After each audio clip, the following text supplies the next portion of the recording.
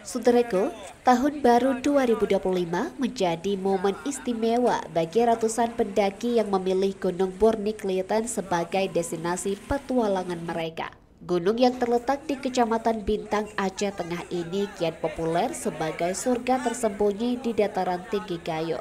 Dengan ketinggian 2.930 meter di atas permukaan laut, Bor Keliten menyuguhkan panorama alam Takengon yang memukau. Lanskap pegunungan yang hijau, udara segar, dan keheningan alam menjadi daya tarik bagi para pecinta alam yang ingin melarikan diri dari hiruk-pikuk kota.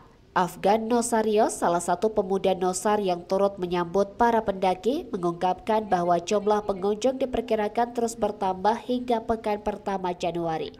Pendaki yang datang ke Bor Keliten kebanyakan dari wilayah Banda Aceh, Kota Lok Semawe, Nagar Raya, Aceh Utara, Langsa, Biren, Melabuh, Pidijaya, dan Sigli. Antusiasme ini menunjukkan bagaimana Gunung Burni Keliten mulai mencuri perhatian sebagai destinasi pendakian utama di Aceh.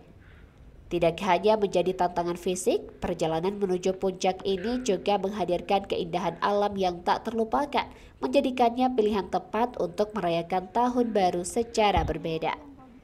Dari Aceh Tengah, Romadani, Tribun Gayo. Dan company Gaskan! Lepas sarung tangannya biar